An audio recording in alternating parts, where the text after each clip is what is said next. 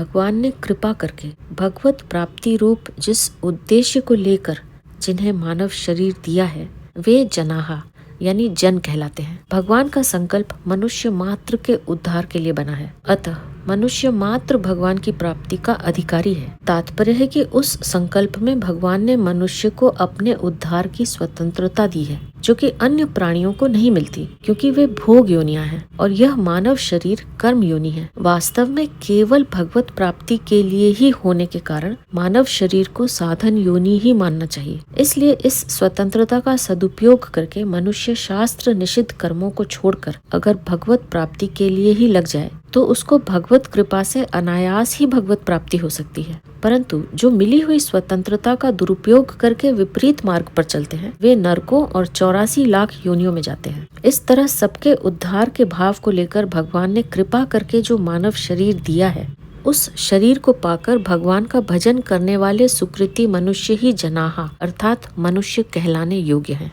आर्तो जिज्ञासुरर्थार्थी ज्ञानी च भरतर्षभ। अर्थार्थी, आर्थ, जिज्ञासु और ज्ञानी अर्थात प्रेमी, ये 4 प्रकार के भक्त भगवान का भजन करते हैं अर्थात भगवान के शरण होते हैं। अर्थार्थी भक्त जिनको अपनी न्याय युक्त सुख सुविधा की इच्छा हो जाती है अर्थात धन संपत्ति वैभव आदि की इच्छा हो जाती है, परंतु उसको वे केवल भगवान से ही चाहते हैं, दूसरों से नहीं, ऐसे भक्त अर्थार्थी भक्त कहलाते हैं। 4 प्रकार के भक्तों में अर्थार्थी आरंभिक भक्त होता है। पूर्व संस्कारों से उसकी धन की इच्छा रहती है और वह धन के लिए चेष्टा भी करता है, पर वह समझता है कि भगवान के समान धन की इच्छा पूरी करने वाला दूसरा कोई नहीं है। ऐसा समझकर वह धन प्राप्ति के लिए तत्परता पूर्वक भगवान नाम का जप, कीर्तन, भगवत स्वरूप का ध्यान आदि करता है। धन प्राप्त करने के लिए उसका भगवान पर ही विश्वास, निष्ठा होती है। जिसको धन की इच्छा तो है, पर उसकी प्राप्ति के लिए वह सांसारिक उपायों का सहारा लेता है और कभी धन के लिए भगवान को भी याद कर लेता है, वह केवल अर्थार्थी अर्थात अर्थ का भक्त है, भगवान का भक्त नहीं है।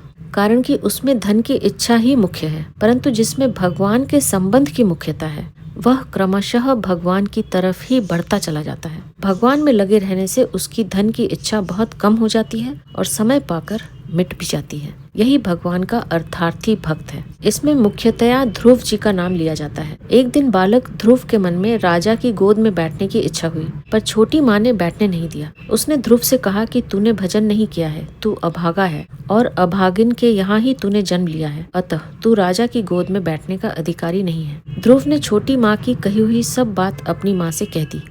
माँ ने कहा, बेटा तेरी छोटी माँ ने ठीक ही कहा है, क्योंकि भजन न तूने किया और न मैंने ही किया। इस पर ध्रुव ने माँ से